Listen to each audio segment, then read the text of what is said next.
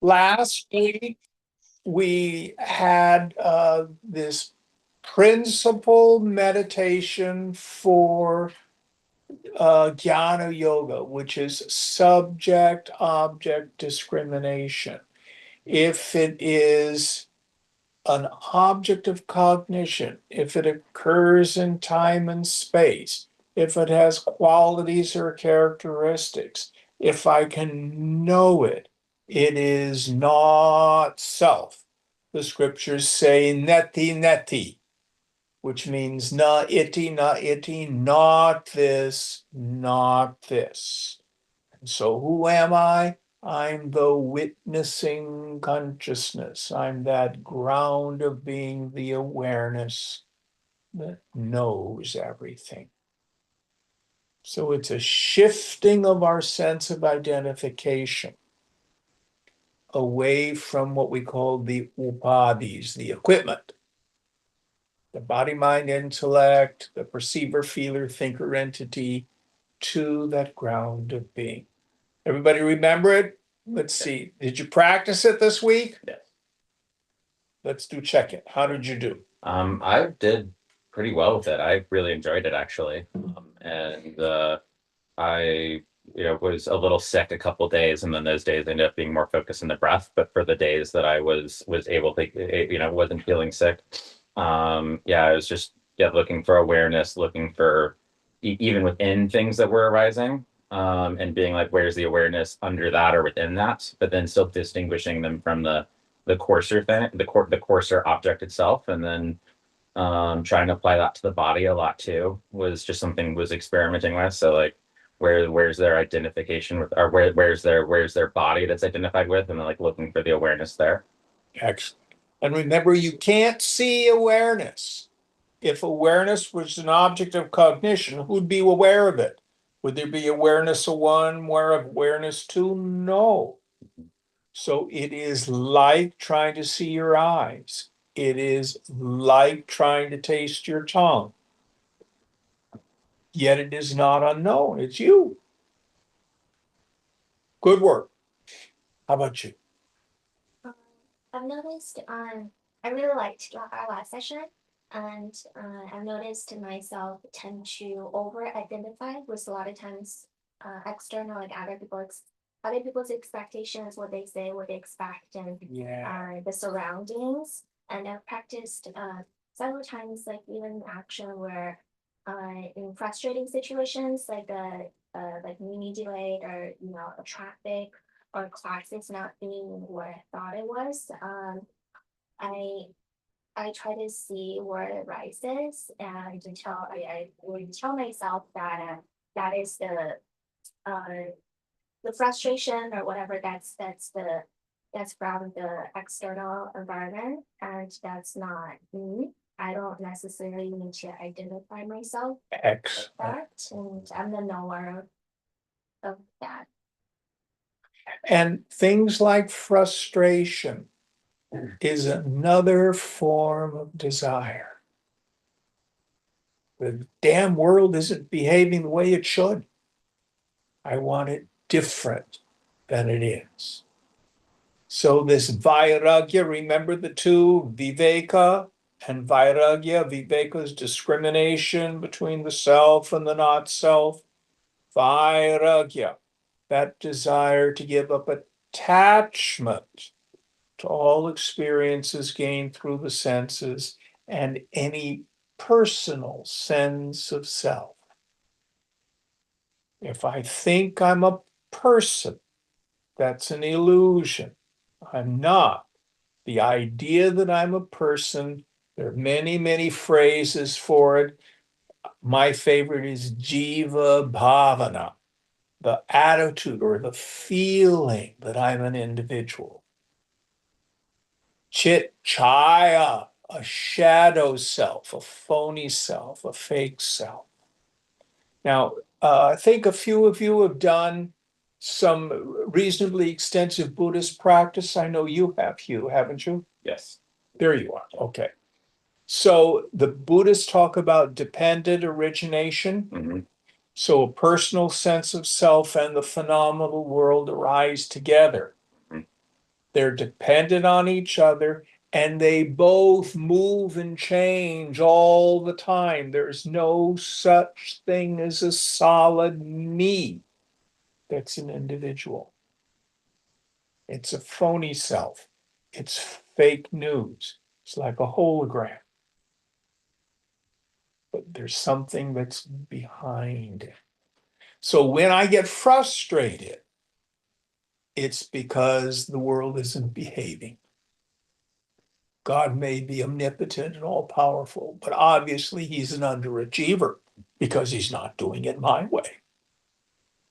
So acceptance is a big part of vairagya, detachment. The definition of acceptance is the acknowledgement of a material fact. This is the way the world is. I will have no peace till I accept the fact that the world is the way it is. Only then can I start looking for a solution to whatever the issue is. My favorite example is traffic. We've all had the experience. You're driving through traffic and you're late for an appointment and you try to push the traffic with your heart gripping the steering wheel. Am I the only person who ever did this? No? Maybe once or twice. Yeah. Does it ever change the traffic? No, it's not a solution. Let go. Then you get out your phone, you text your friend saying, caught in traffic, I'm going to be 20 minutes late. That's a solution. Relax, turn on some good music. Traffic will move when it moves. Or you might take an off ramp. But the stress, the frustration, the anxiety is never a solution. Very good stuff. Thank you for sharing that. Anything else?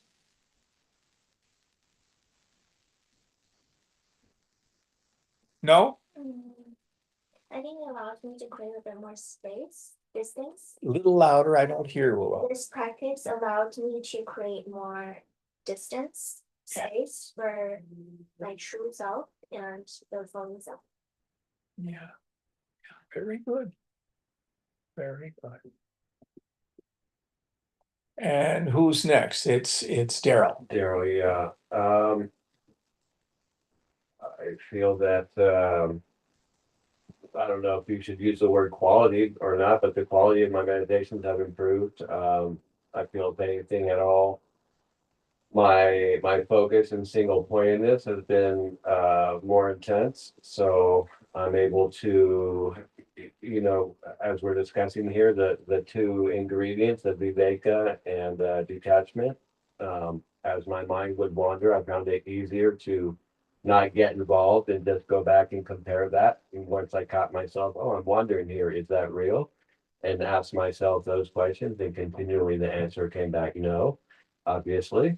And I found that very helpful as far as my focus goes, and just having that calmer and more profound meditation. Yes, excellent, excellent. Let me share with you the shorthand form of this, which was given to us by Ramana Maharshi, the great 20th century saint. It's called Koham, which means who am I? So when an issue arises, anything, you say, to whom did this experience occur? To me. Who am I? That immediately turns the attentive faculty back on its source. It's the same thing we were talking about last week, the discrimination and the dispassion, but it's the shorthand version of it. So you were kind of going there on your own. You were intuitively coming to the same place. Is that helpful? Yeah, thank you. Didn't make it up. He did it. Okay. And again, were you able to practice it during your day? It's not just in meditation, but as you're moving through the day. Did you do that at all? I did a couple of mantras when I was frustrated, when I was having those conversations with nobody else in the room. I could definitely do it more, but I caught myself a couple times and I applied it, and it was helpful. Great, great. And how about you, Bhavna? I think this week I was only able to meditate a few days. I feel like for me, this week I was like pretty deep into karma yoga. I was really happy about it. I had this really big, meeting that I was preparing for at work. And I really, really enjoy my work and the people I work with. And I was so in the zone and in the flow that I almost kind of shut everything and everyone else out. And it's only now that I'm kind of coming out of it and I'm starting to decompress. So I wasn't, I don't think I meditated as much, but over the course of the week, I did feel like I was applying the principles even without knowing them, and I was much calmer. Well, and that's the point. Ultimately, these things get internalized and they become our new way of thinking, our new way of acting. So it's not so much a deliberate practice going contrary, but it becomes a way of life. I guess I still have trouble. I think the I'm not a table, I'm not a lamp, I'm not a rock.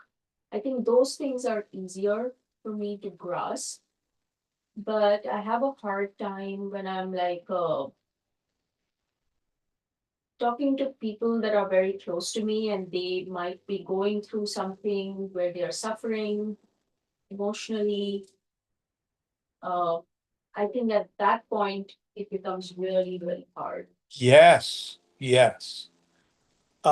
We haven't talked about this, but I might as well bring it up. So we defined way back in the first or second lesson what a vasana is, the impression that's left in the unconscious as the result of previous actions. Do you remember that? Mhm. Yes? Yes. So vasana, the scriptures divide them into three categories where we generally have attachments. The first is deha vasana, attachments to the body. So I want my body to feel good. I want a massage. I want a bubble bath. I want sex. I want good food. All these attachments are deha vasana. And some of us can get very, very attached to the body being one way or the other. The second category is what we call loka vasana. Loka means world or people. Can also mean like a place when we think of a world. We get the English word location, which comes from the Latin locus, which comes from the Sanskrit loka.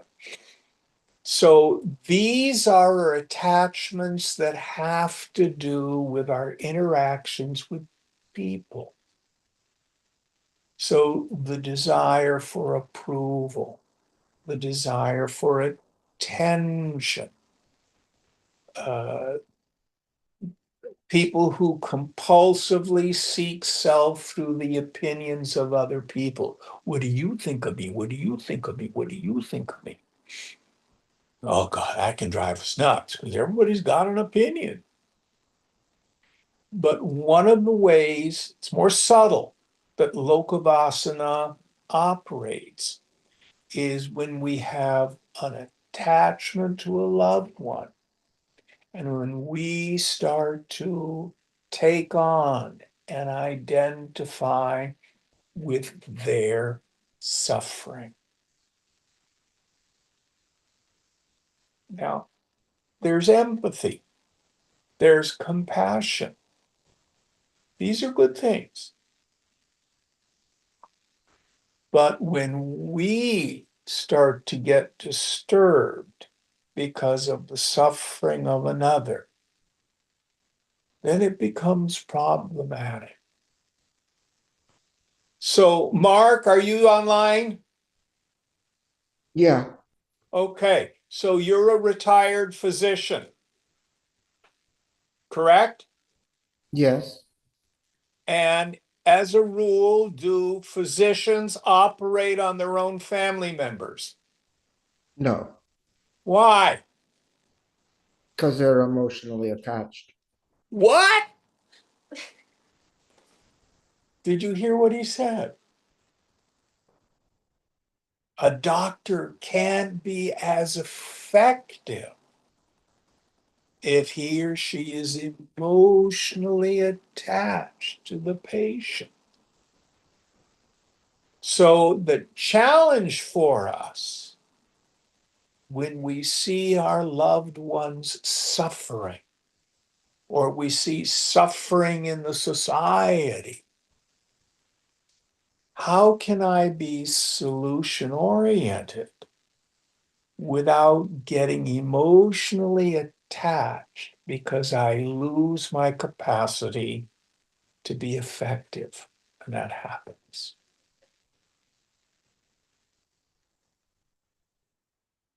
Really difficult to do.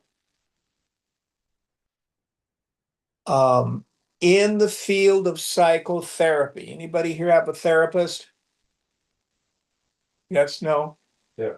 Okay, so in the field of psychotherapy, there's a phenomenon called transference.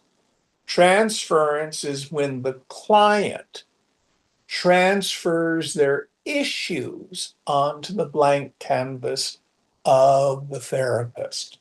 So someone has issues with their mother or their father, and all of a sudden they start to think the therapist is treating them like their mother or their father. This is called transference.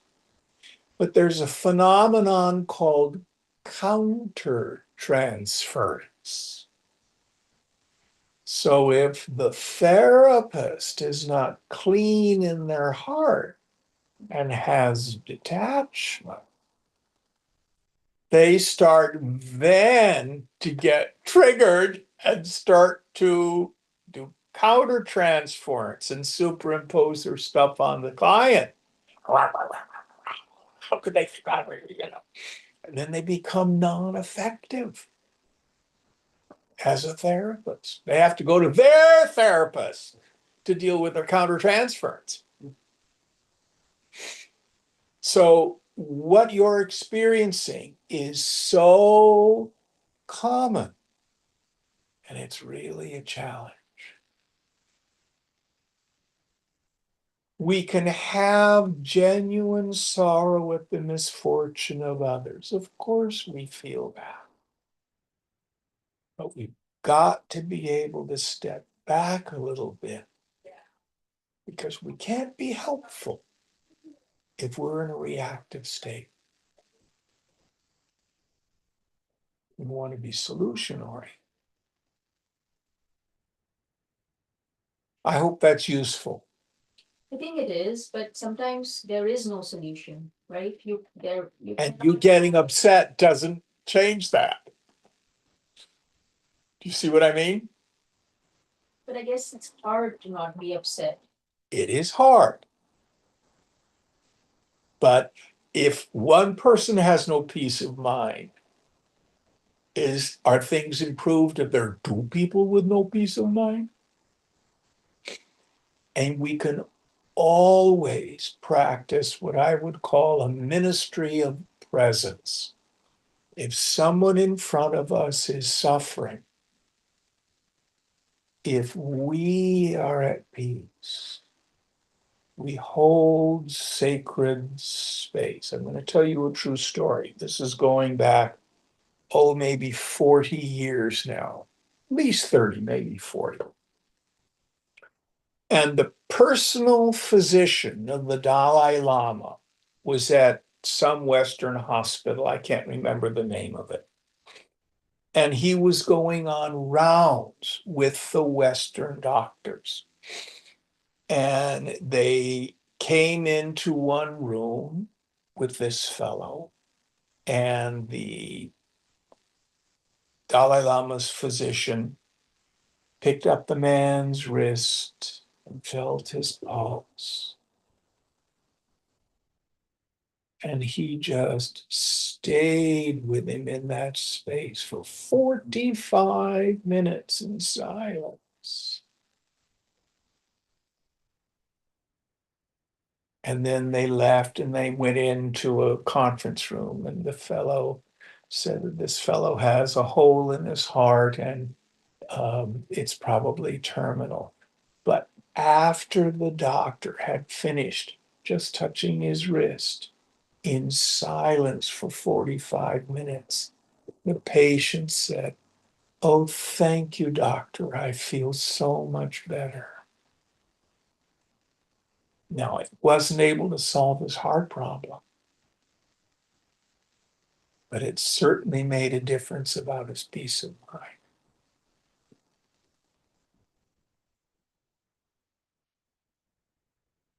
So that's a tough one to do.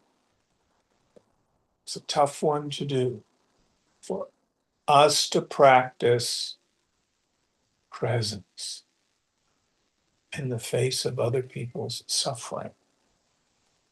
A way to work with that, one of my slogans that I use, the awareness of suffering is an invitation to prayer.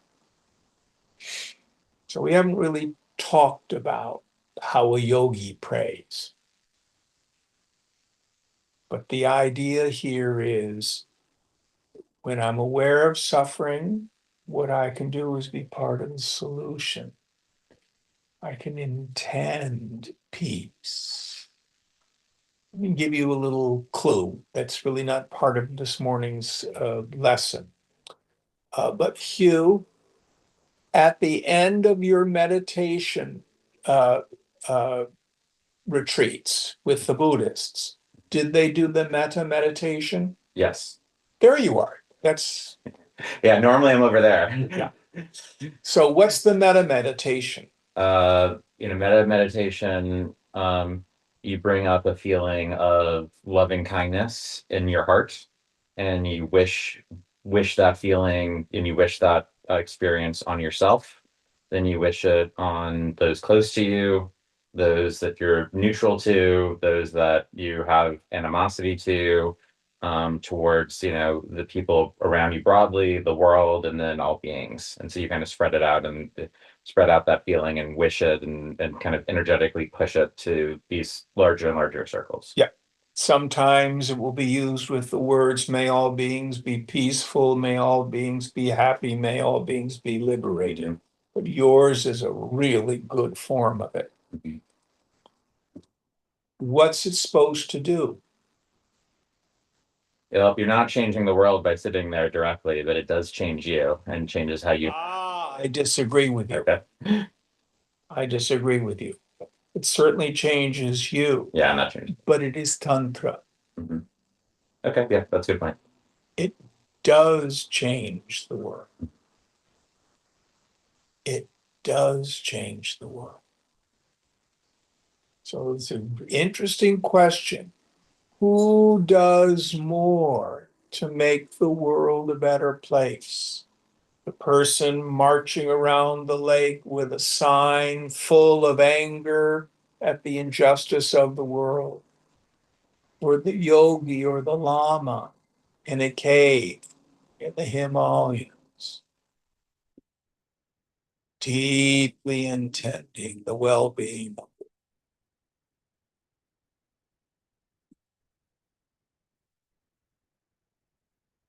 This is transformative. This is transformative. If you've ever had the great punya merit to be in the presence of a great Mahatma, you can feel the energy, the sanctity, the holiness. Very real. In yoga, the mind itself is a sense organ.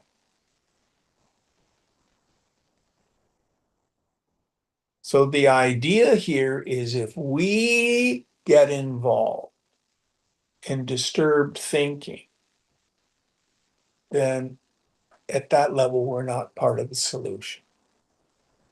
So Dehavasana, vasanas around the body, Lokavasana, world or people, Shastravasana.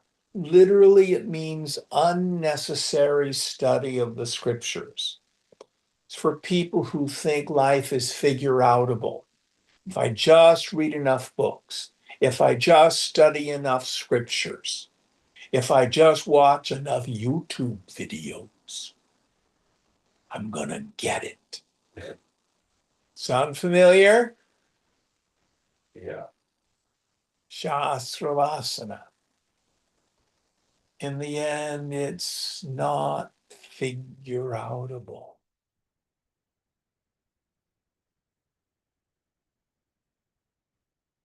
One of the qualifications of a fit student is samadhana. It's a tranquil, a peaceful state of mind when it easily rests in contemplation of the goal. And it's not to be achieved by any amount of oscillation of the mind. What about this? What about that? What about this? What about that? It isn't figure-outable. So you can read all the scriptures in the world, and they can be of value if they inspire you and point you to practice.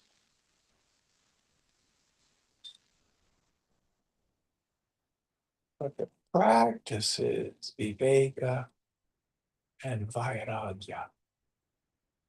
Discrimination and detach.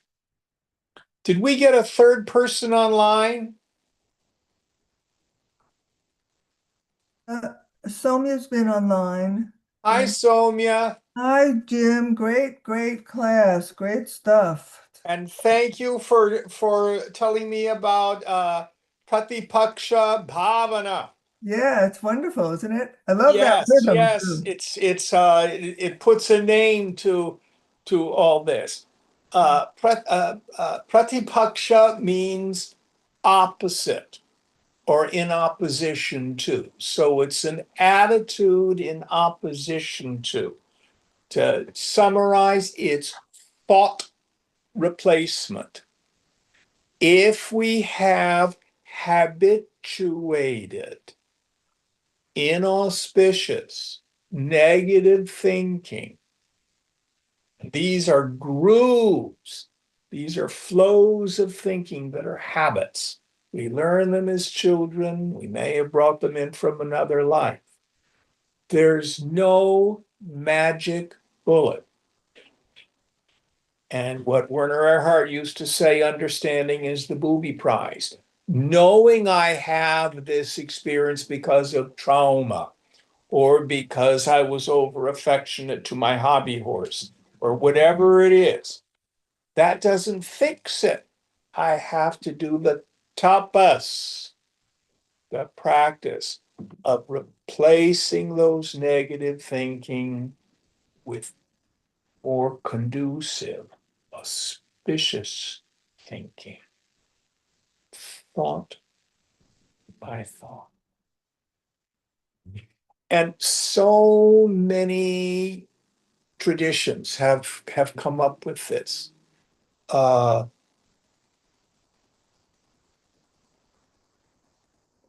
Way back, I think it was the 20s or the 30s, there was a book by Napoleon Hill called Think and Grow Rich.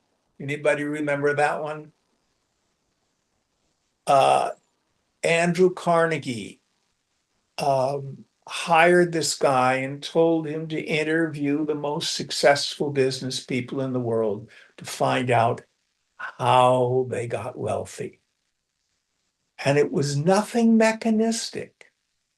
It was all about They're thinking. They're positive attitudes. And the whole field of Western metaphysics is all rooted in this. And the yogic principle is this. I call it the law of the third eye. This is like your flashlight in a miner's helmet where you focus. What you look at, you will think about. What you look at repeatedly, you will think about repeatedly. Repeated thought becomes habituated thought. Habituated thought sinks into the unconscious and becomes the law of my life.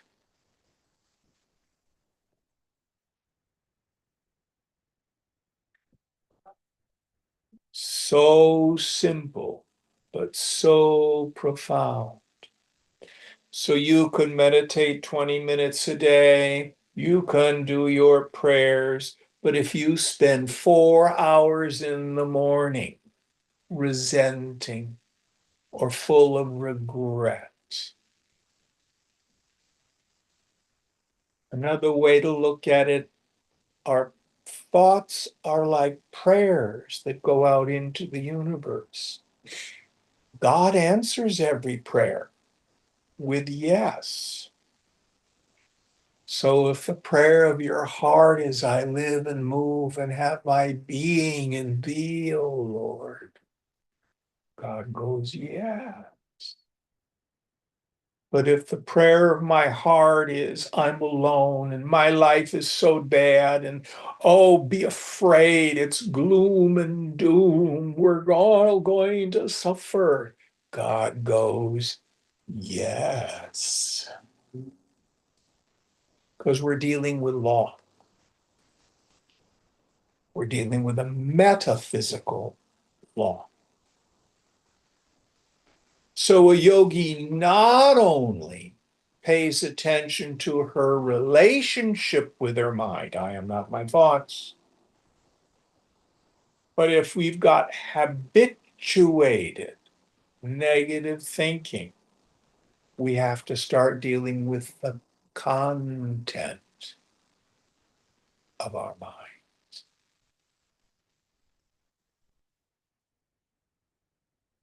Any thoughts on this? Soumya, do you have anything you want to add since you came up with the idea?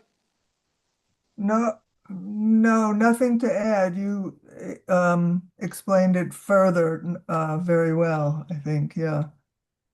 Far-reaching results. Yes. Yeah. Yeah. Now, It almost seems so simple, doesn't it? it's simple but not easy. Simple and profound, as you said. Yeah. Yeah. So simple.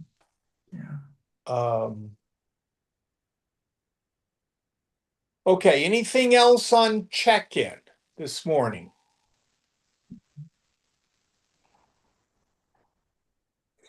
Okay, our meditation technique. By the way, let's talk about these various techniques.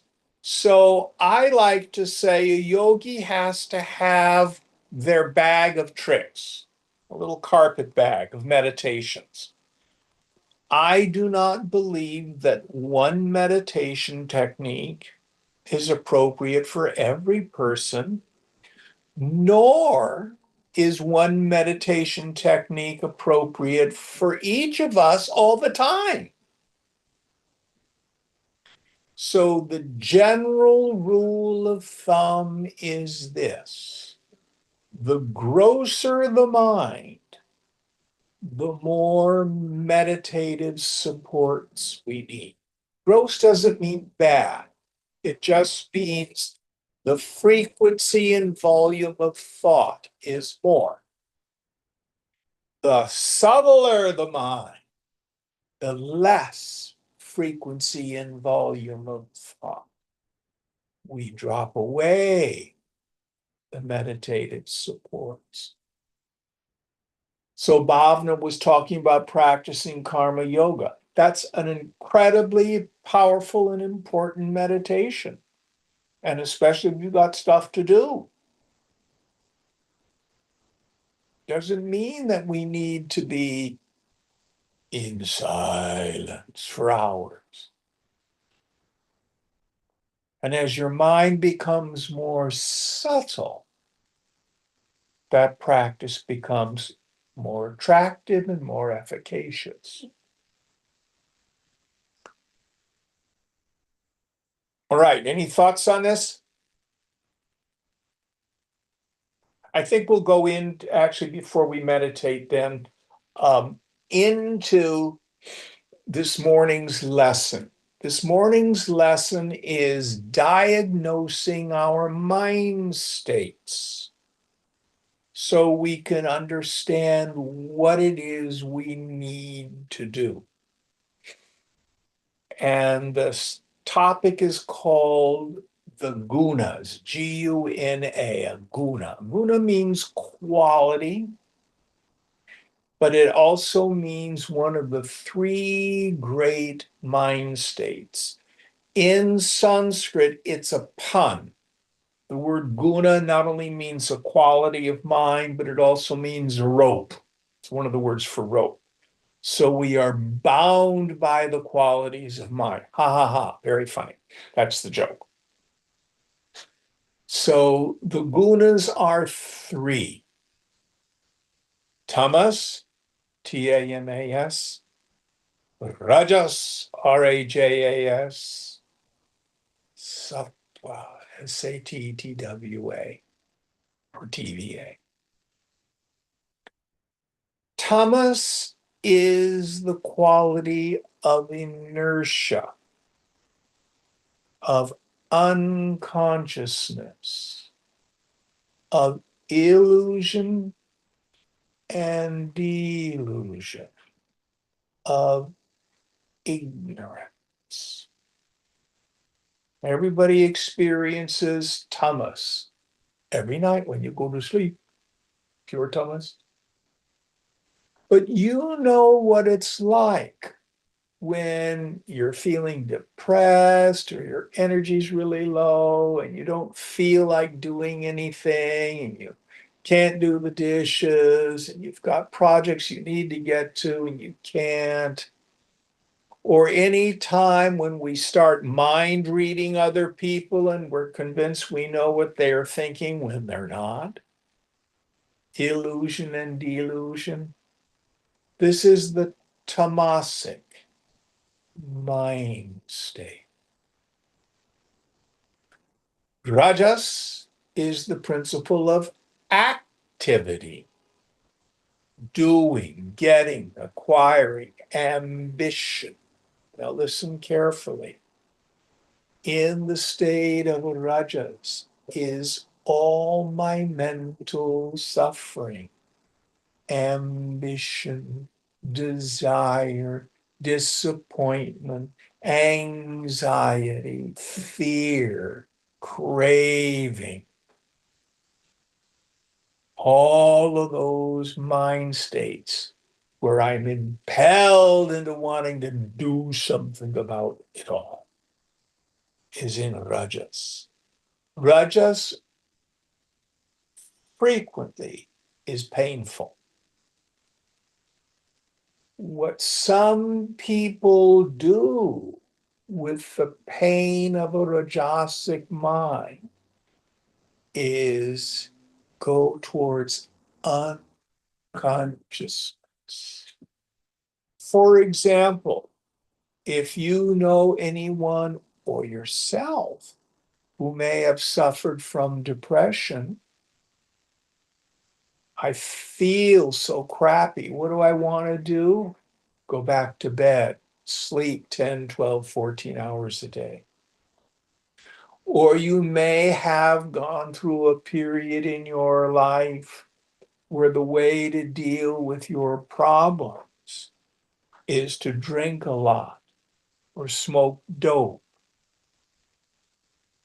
We have just so many hundreds of thousands of people who are addicted to drugs, trying to deal with the pain of rajas by heading towards tamas. Problem is, it's only temporary. You come out of the tamas and you're back with your miserable mind state again. And then usually it exacerbates the suffering.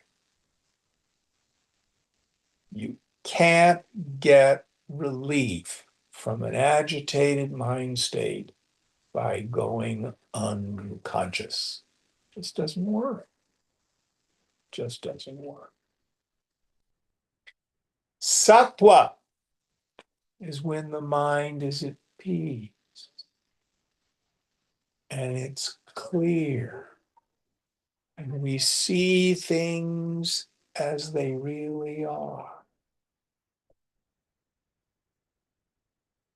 We're free from compulsion, insistence, craving, aversion.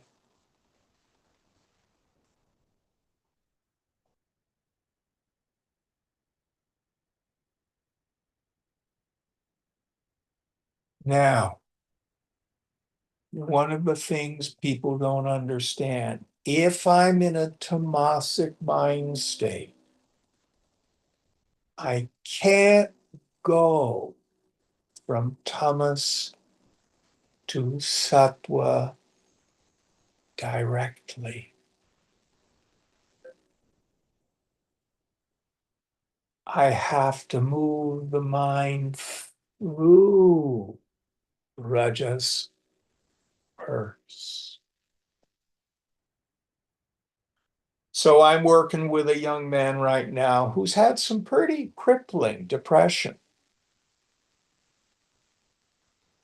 So you know what the assignments I've been giving him?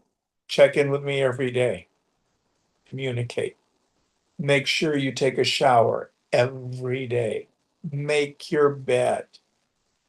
Do the laundry.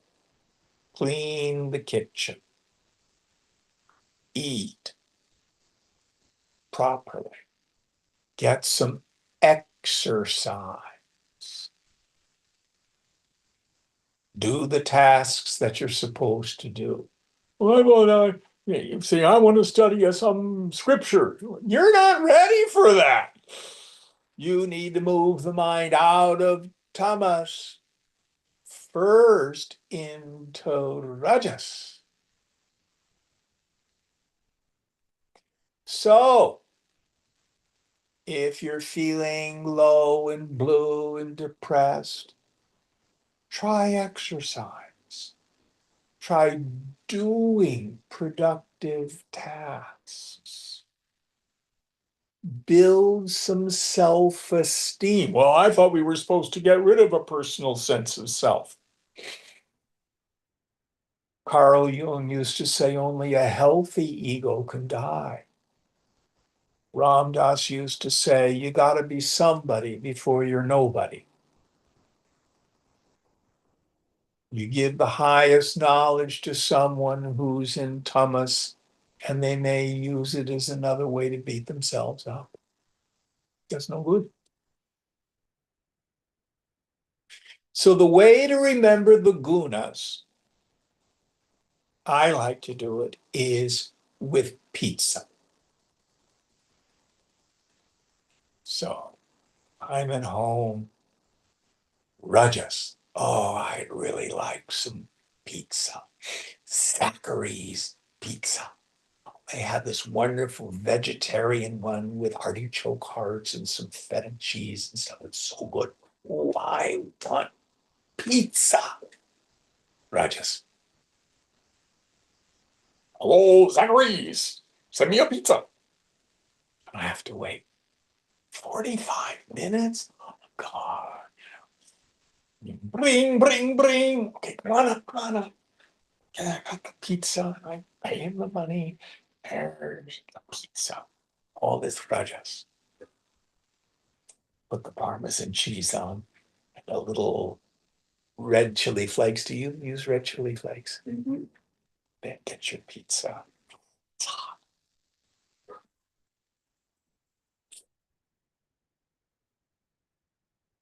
Ah, Sattva. Let's have another one. Ah, bleh. And what happens?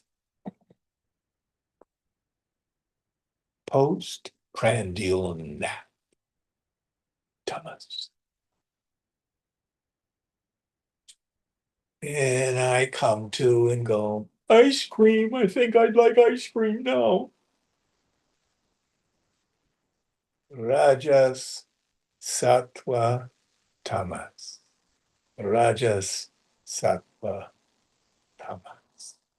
The mind cycles through that all day long.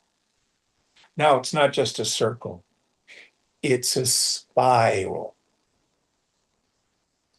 The more we meditate, the more we practice discrimination and dispassion, the more our mind becomes sattvic overall. And these gunas can combine.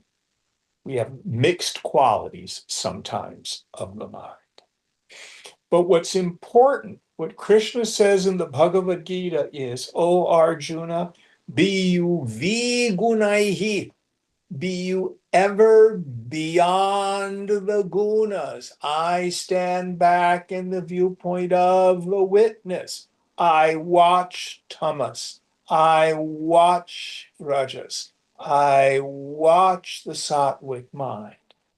Then he says, and ever remain in the sattvic state. Well, make up your mind, Krishna. Am I supposed to be beyond the gunas or am I supposed to be in sattva?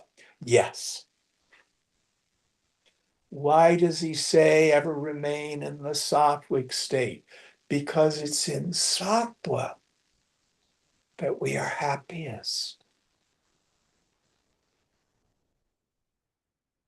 When I'm content, santosha. When my heart is open and I'm full of love. When I'm engaged in a project and in the zone.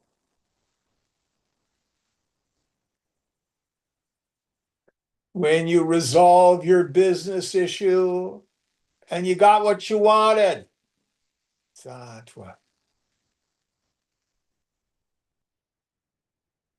When you have a really good yoga class.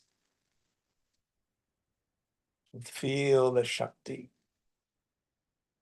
Sattva. But it's a mind state. What's the truth about all mind states? Impermanent. What? Say that again? Impermanent. They're impermanent. Oh, that's right. So this is why we never forget.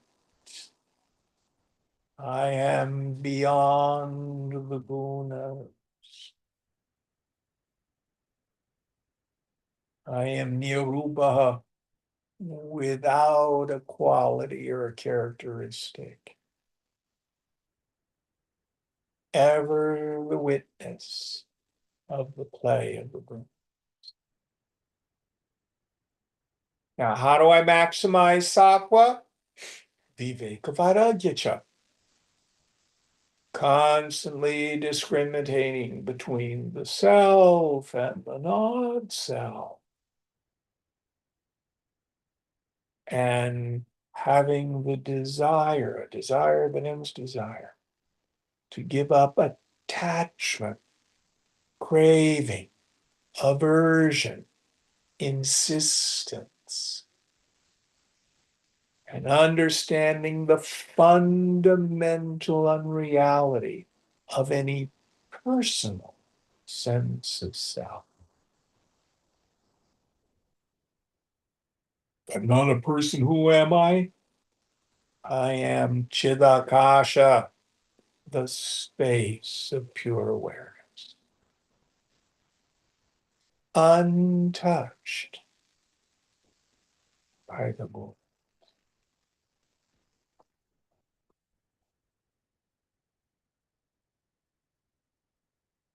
All right. So the yogi wants to be able to diagnose her mind. And no point in beating ourselves up. The mind will cycle through the gunas. Every mind does. You know what Swamiji's experience was at night? I know nothing. Deep sleep.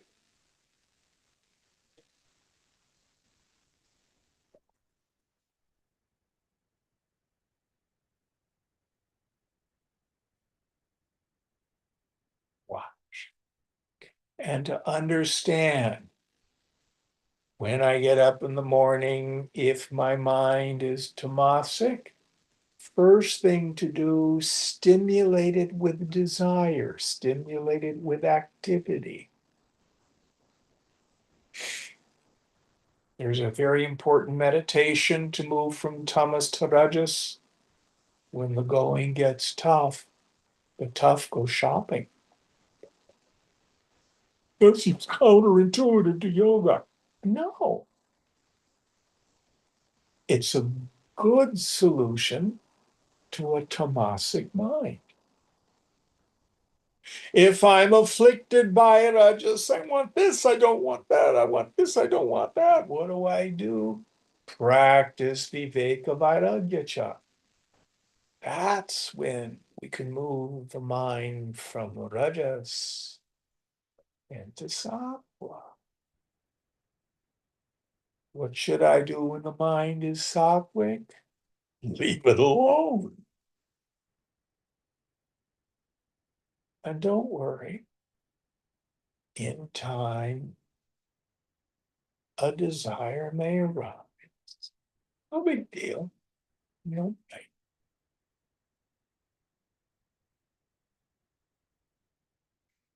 Any thoughts on this teaching about the gunas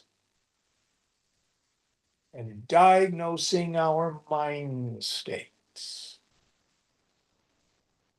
I just remembered my grandmother used to take us shopping every time someone was sad. And she always said that, she was a shopaholic, and it sort of, what you just said reminded me of that. Yes, it's not bad. It won't bring the mind into sattva, but it'll get it out of tamas. Or who's had the experience where maybe you've been sick and your house is a mess and the dishes and the laundry have piled up, and you finally start to feel a little better and you clean the house and you feel so much better. Who's had that experience? Yeah. Takes the mind from tamas into rajas. Now, another activity that helps in moving the mind from tamas into rajas. Go serve, help another person. We call this practice seva. Seva is selfless service, not codependent service. Codependent service is I'm going to serve you so that you like me and approve me, and I feel I'm a little bit more important and better. It's selfless service.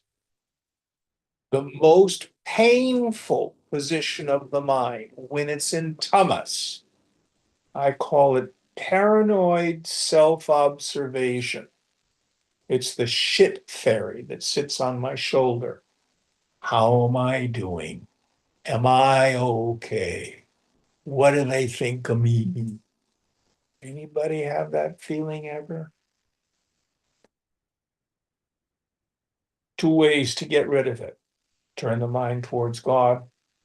If that's too difficult, serve the society. Serve another human being.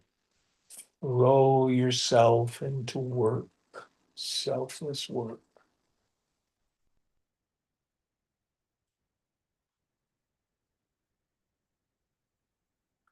Tamas, indolence, lethargy, darkness, illusion, confusion, delusion, inertia, rajas, activity, ambition, competition, comparison, desire, aversion, painful, sattva, non-activity, clarity, peace, contentment, seeing myself and the world as I truly am. Sarvam Kalvidam Brahma. All this is verily God.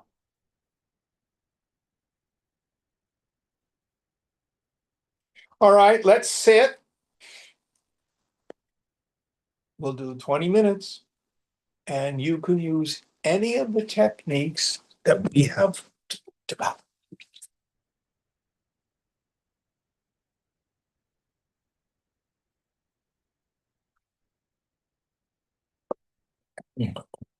Shiva.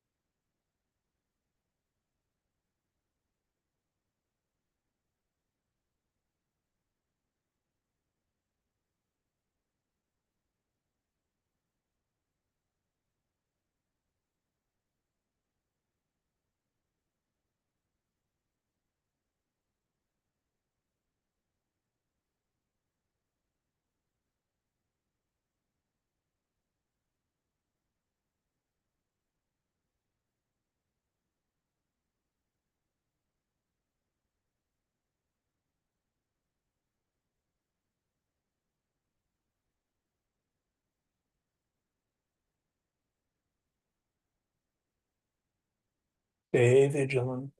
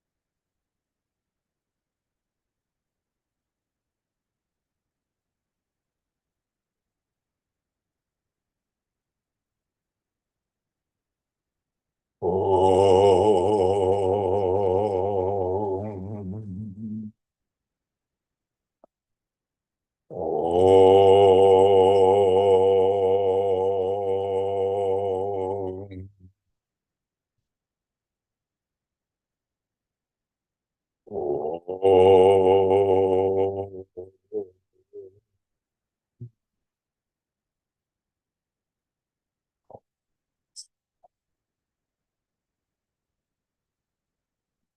you all do?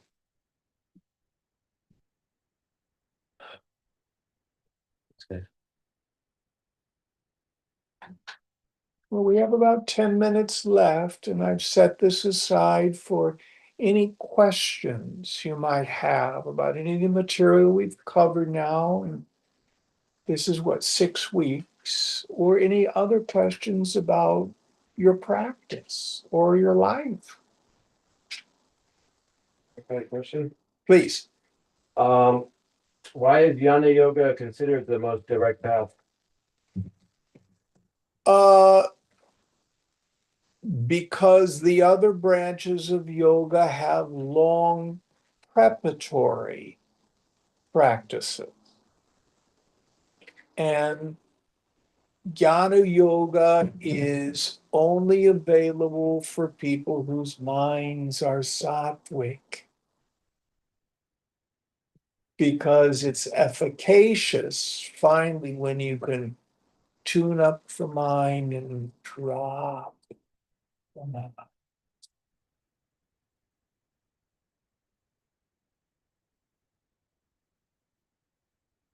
And it's austere because it demands this intense vairagya. I tell people all the time, self-realization is not difficult, but it's very rare. And it's very rare because people don't want it. When they hear the price tag, you must give up your attachment to everything in the world that you've held sacred of value, and every idea of self, in order to easily abide with the mind in your self nature.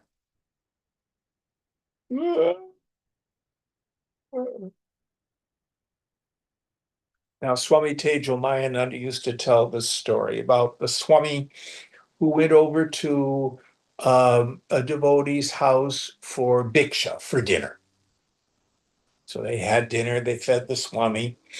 And then afterward, the tradition, at least around the Chinmaya mission, is you have a thali, which is like a metal round plate, and there's a bunch of fruit in it. Then there's an envelope with the check in it. And so the Swami takes the thali, and then he puts the check in his pocket, and then he gives the fruit back as prasad. And then the householder pranams, and he says, "Oh, Swamiji, you've done a great thing. You've given up the world." And the Swami then gets down and touches his feet, and the householder goes, "No, no, no, no, Swamiji." And the Swami says, "Oh no, you've done the great thing. I've given up the world, but you've given up infinite bliss."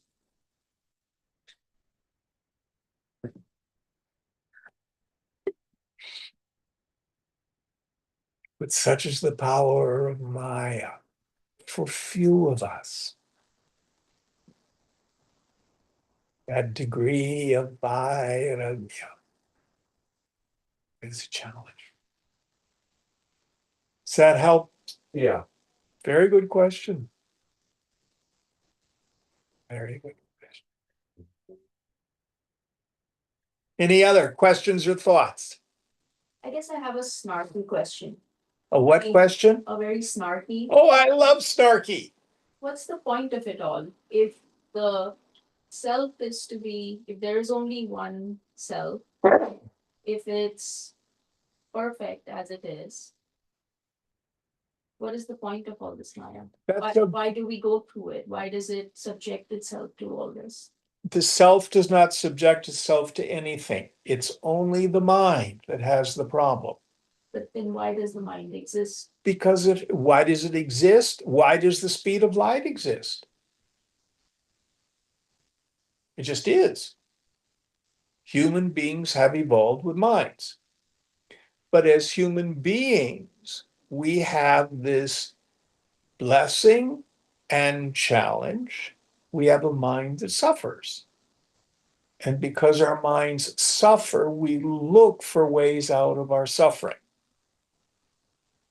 And what we found is that the spiritual life is the only thing that satisfies. And I love what St. Augustine said. Thou hast made us for thyself, O Lord, and our heart is restless until it finds its rest in thee. Both bondage and liberation occur to the mind. The self is ever free. Self has no problems. But we don't want to get caught up in the Vedanta logic loop. All this is illusion. The self is the only thing that's real. So why bother to do sadhana? Well, with that kind of knowledge, I suggest you start shooting heroin. That'll make everything go away. Well, that won't solve my problems. That's the logic loop.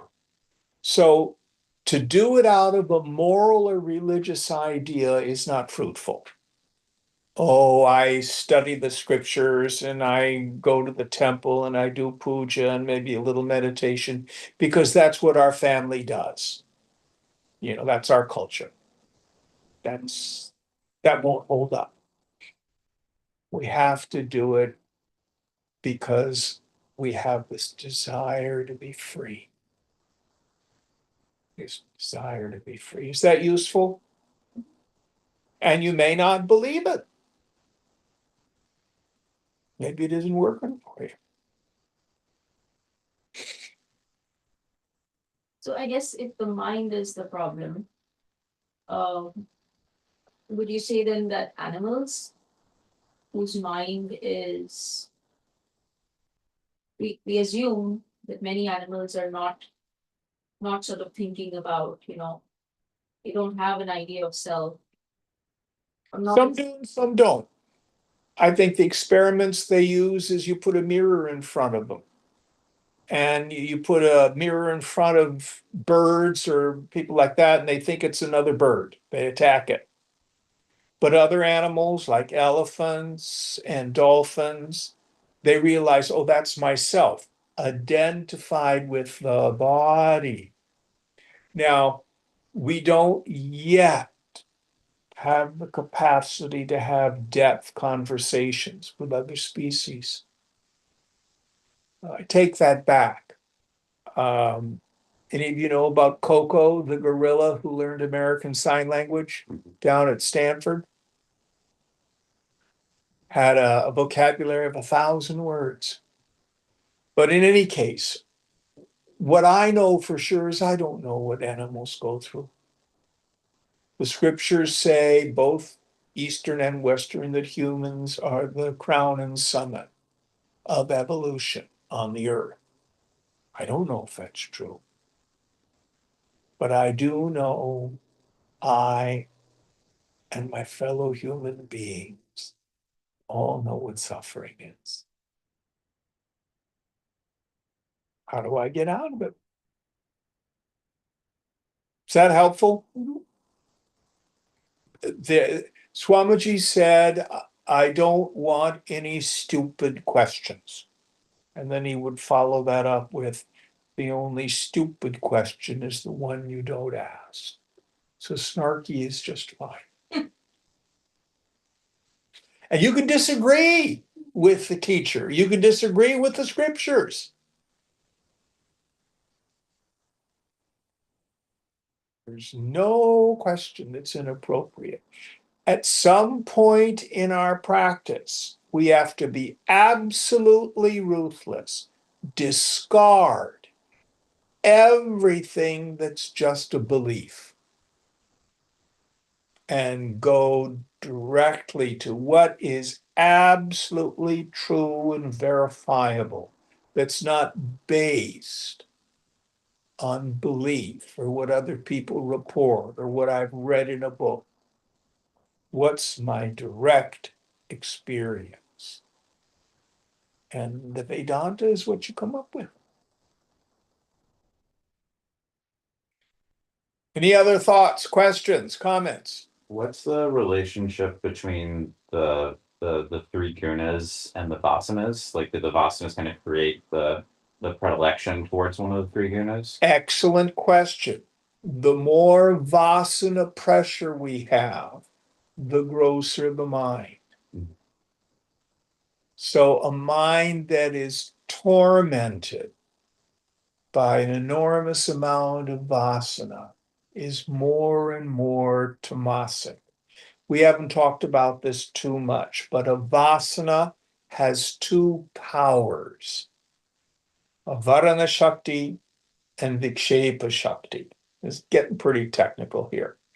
Avarana shakti means veiling power. I know my mind is under the influence of vasana because I have the non-apprehension of my essential nature. Second power is called vikshepa shakti. The root is kshipati, which means to throw or like hurl a spear. Projecting power. I project a world of name and form. I think it's separate from me, and I think it's inherently joy-giving and misery-producing, and I project an idea of a phony self. That's what vasana does. The more vasana I have, the thicker the covering around my mind. The more identified I am with the body plus the personality, the more I'm tortured by the vikshepa shakti. I want this, I want this, I want this, I want this. It's so painful. Thin the vasana pressure and the mind ascends to those higher gunas. Does that make sense? That makes sense. Excellent question. It's a little bit of a technical answer, but I think you got it. Yeah, I did. Yes. Anybody else have a question?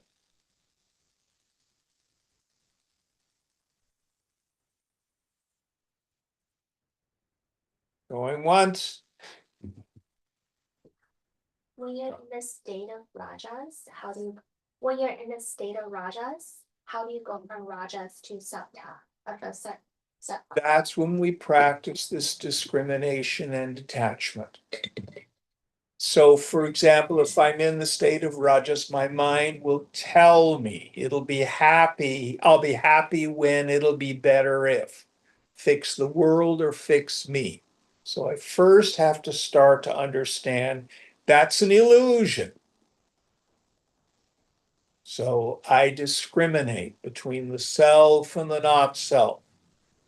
The self alone is real. The phenomenal world is inherently illusory. There is no real happiness in the world. Happiness comes by letting go of the compulsions, the cravings.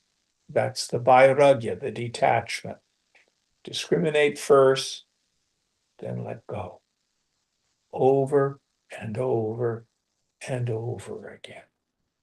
And there are all sorts of little tools. Any of you who are married, how successful have you ever been in changing your spouse? There's someone who's been married quite a while. So what do? You accept. Acceptance, yes, which is vairagya. Oh, my husband, we just got married. He's so wonderful. I can't wait to fix him. Doesn't work. All you can do is accept. Viveka Vairagya. You work for a company and they're all doing it wrong up in management. Who's had that experience? Can you change the way other people do business? Yeah.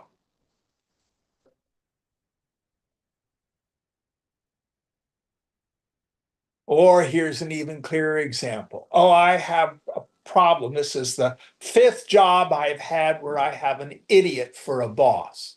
I wonder who the idiot is. You meet one jerk in the day, bad luck. You meet 2 jerks during the day, coincidence. You meet 3 jerks during the day, guess who's the jerk? Over and over and over again. So it is letting go and keeping our heart open. This is the way to move the mind from rajas to sattva. Is that useful? Not easy. It's constant practice. Well, an ego always tells me I'm upset because it's out there. And yoga says it's a spiritual axiom, a truth, a reality, that if I'm disturbed, no matter the cause, I'm the one with the klesha. I'm the one with the defilement. I'm the one with the disturbance. I'm the one with the defect. I'm the one with the attachment, the expectation, the aversion, the identification. The cause of my upset is never out there.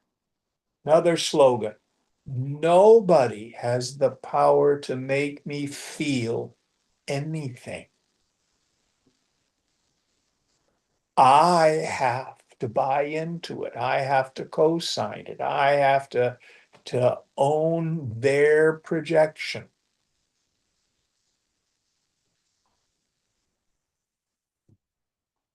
Whatever tools we can use. Shankara says we want to have a mind like a wicker basket with water poured through it. We would say like a sieve.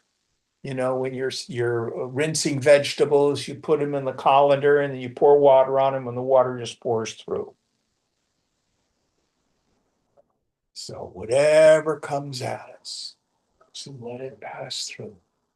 Let it pass through. Don't quote the I, me, mine stuff on it. Good question. Anybody else?